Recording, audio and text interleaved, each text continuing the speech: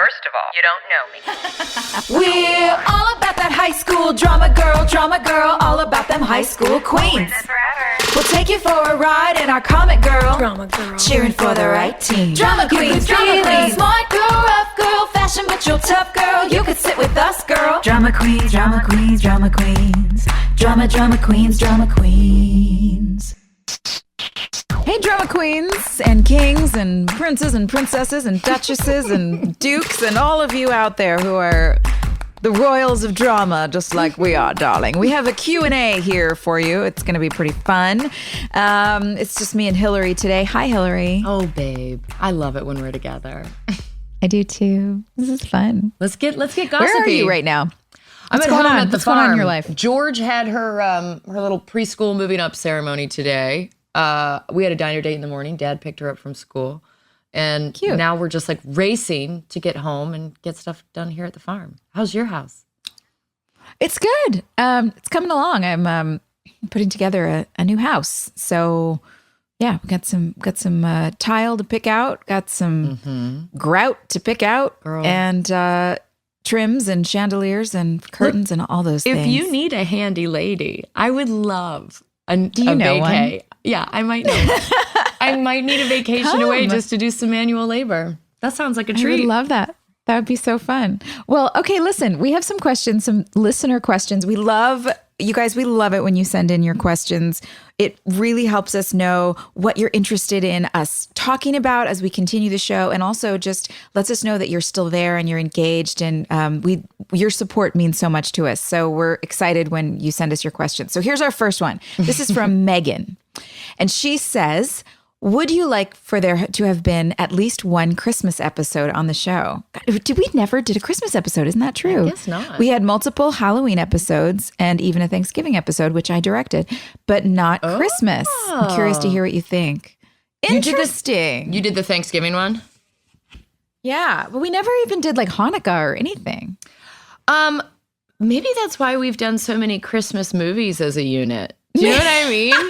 Like, I think you're right. once I started doing those and I was like, all it takes is working with someone you don't like once. And then you're just like, you know what? I'm going to be a bully and cast this myself and just cast all my friends, you know? And we started doing, like, Antoine was always my first phone call. I'd be like, dude, what are you doing? So good. Yeah, we've got so many because you've done them. Was the movie you did with Chantel's husband, Victor? Was that a Christmas movie? That's right. Yep. Victor and I did. Oh, no. Wait, was it a Christmas? Was it? Yes, it was. 5-Star Christmas. It was a Christmas movie. It was Okay. fun, actually. We had a lot of fun. And I've done, let's see, 1, 2, I think I've done 3 Christmas movies now. One Yeah. with Andrew Walker, one a long time ago. 3 or 4. I don't know. They're fun. It's always fun, but you know, we've got our. I would love to have had a Christmas episode on One Tree Hill. Sure, that would have been really fun to do, just like a holiday episode. Well, considering we're all related, I didn't even think about that, Joy. Like, I didn't think about the fact that Peyton and Haley are sisters-in-law by the time I left. And then our kids are all each other's cousins. And I think the chaos of a Christmas morning with the Scott family would be, That would have been fun. yeah, wild. Let's get into it. Oh, well. I don't know. Didn't you guys go on like a snowy trip or something? Yeah, we all went to Utah and I had an owl sit on my shoulder, and that was Did you really? terrifying. Hilarie, it was so scary. I've never, I mean, I'm not scared of animals. Like, No, even you're wild not animals, scared of I'm very- anything.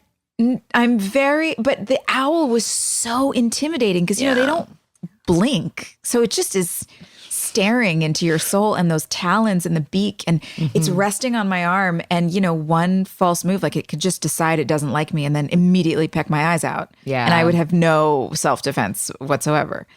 So I like that it's the not blinking that makes you unsettled. Like if a fucking like dinosaur or a wolf, as long as it blinks, or a you're fine. human, let me tell you, if something does not blink, it's like Elizabeth Holmes. Have you ever watched those interviews with her where she just stares and she talks in her like her deep voice and just stares at you? The no blink. Those I don't know blue how we eyes. got from Christmas to the no blink, but I appreciate a transition. So I love the starter question. I love where we ended.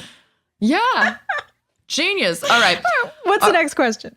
Look at Amy wants to know, when did you all realize that you weren't just work friends, but more of this sister friendship? Did it happen at the same time for the three of you, or did it happen first for two of you and then the third came along a little bit later? Well, you want to give her the whole frickin' journey? Oh my gosh. I mean, it's epic. I think we realized pretty much right away that there was a real kindred spirit connection. We're both super creative. We both have like really pretty handwriting and like to write notes and, decoupage things. And we loved vintage shopping together and talking about Broadway. And what'd you say? I said we're always trying to out artsy-fartsy each other like, hey, sweet collage. I see your collage and I raise you a flower arrangement. Huzzah. But also though, I don't want people at home. I think especially a lot of young women feel this pressure with all their relationships, not just like romantic relationships, but also friendships as well. They think it's like this magic spell, that you'll just know right away. And it's love at first sight. And there is a lot of hard work that goes into relationships. Oh, yeah, the upkeep of a relationship. Because there's always that spark at the beginning. But if you just expect it to be fair weather all the time, well, you won't ever be much of a friend and you probably won't have many friends. No, and we both, I think to become an actor, you have to come from kind of a weird background where as a child, you hung out with too many adults and you don't necessarily know how to talk to your own peers. And so there's that feeling of like, I don't know how to talk to girls my age. And Soph had that too, because she didn't come from a real high school experience. And she's talked about that a lot on the show. So learning how to be a good girlfriend, I think we were lucky to be surrounded by older women on our show that were like, no, you guys are going to need each other, not just today, but forever. Yeah, like try and see the big picture whenever there was a problem, whenever somebody inadvertently hurt another person's feelings, to be able to have women around that reminded us this too shall pass. And there's we have to have grace for each other. We have to make space for each other. And, you can't expect everything to be perfect all the time, but you have to look at the bigger picture of the fact that you're going to be in each other's lives for many, many years. And you'll, like you said, you'll want to have each other there. I'm trying to think of I remember coming to your house after a boy dumped me and us sitting out on your patio and drinking tea and smoking little funny cigarettes, the super skinny kind. And I was just rainbow Nat Shermans with the gold filter. Yeah, the Fantasias. Fantasias. And I was just like, this chick and I are going to be friends forever. Because you were angrier that I got dumped than I was. I was just like, I'm okay. And you're like, no, unacceptable. Yeah, that was a magical afternoon. I was totally into it. I love you. I love you too. Yeah, but so the magic was pretty much right away. But it is so important to put time in. Show up when your friends need you to show up. You just got to go through... And go through ebbs and flows. I mean, we've all been in and out of each other's lives for various reasons. And I'm so glad we're all back in each other's lives right now. But yeah, you're right. You got to put the work in. You got to do it.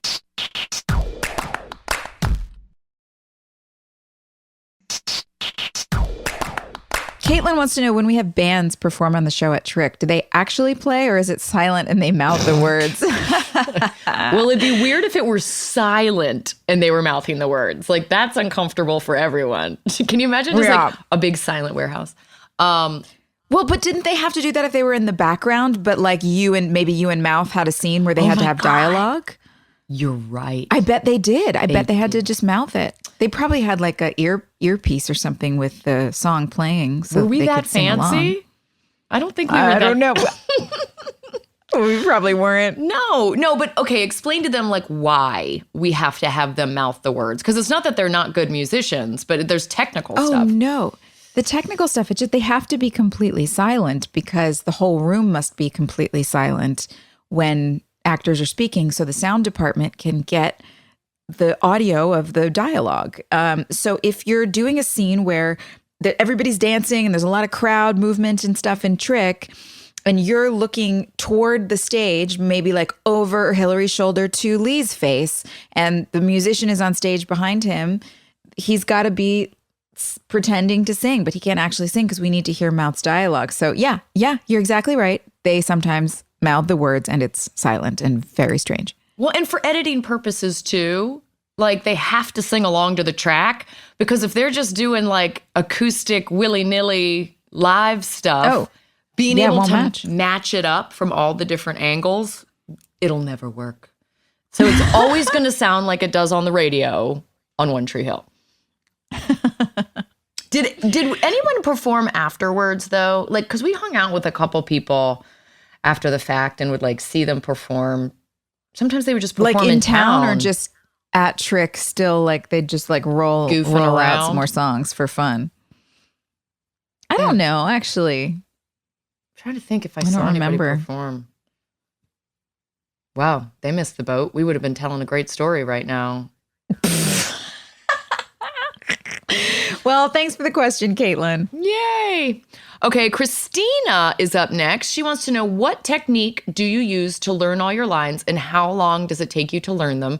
Do you have any tips for learning lines fast? What do you do, Hilarie?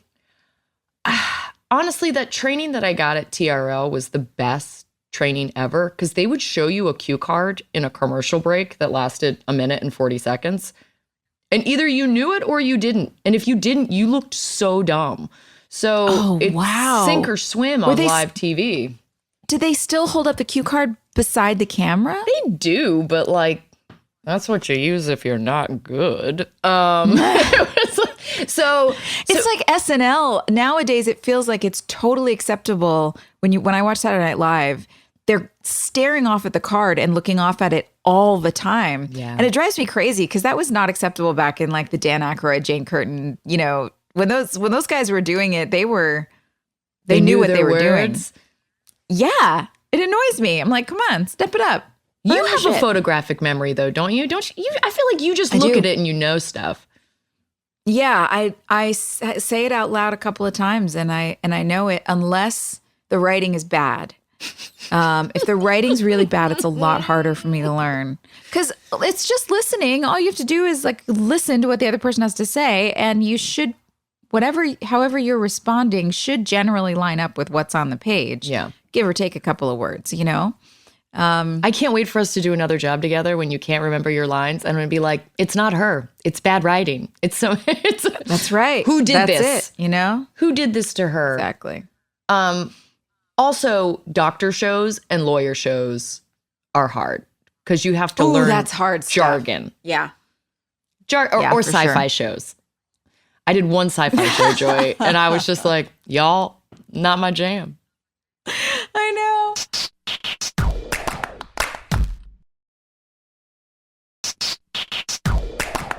Kelsey is wanting to know, after being on the show for so long, did we find it hard to escape the roles of Haley, Brooke, and Peyton in order to move forward in playing other roles on TV? Yeah, for sure. Of course. Anytime you watch someone play the same character for a long time and not do a lot of other things at the same time, that's hard to break out. And we were on that show coming up in a time when there still wasn't a ton of crossover between TV and film. So by the time all that crossover stuff was happening, we had already been on the air for at least 6 years. And it was just a little harder to make that transition. And I definitely felt that when the show was over. And I remember coming back to LA and going, okay, like I just got off a hit show. Let's get to work. And it was crickets. It was like, I was really lucky to get some guest spots and a couple of other things. You did Dexter. That was so cool. I did land Dexter. That was killer. Pardon the pun. Mom jokes. I did get to do a few really cool things, which was exciting, but it wasn't nearly as much as I expected that I would get. And I learned some pretty valuable lessons in those following 4 years, really. Yeah.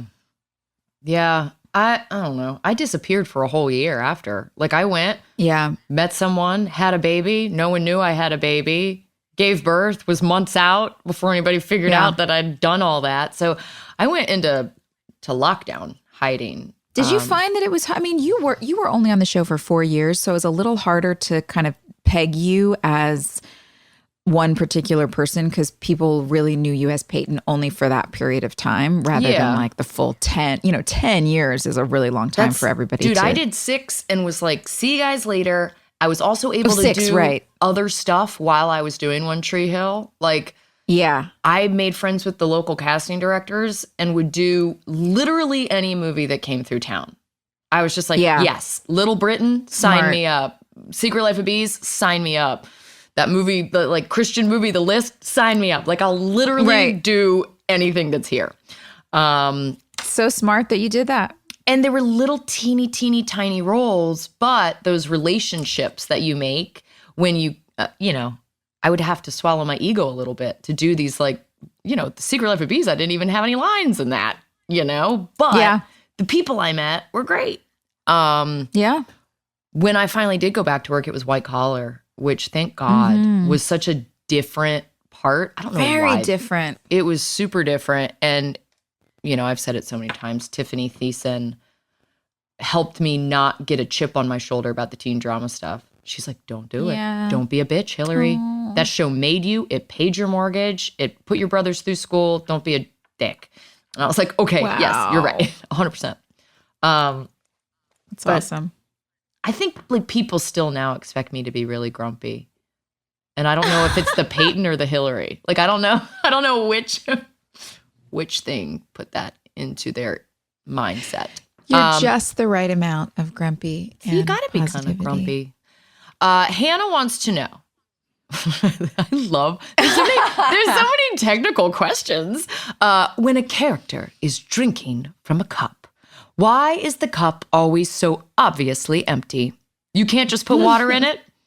Hannah, we do put water in it. Yeah, I put water in it.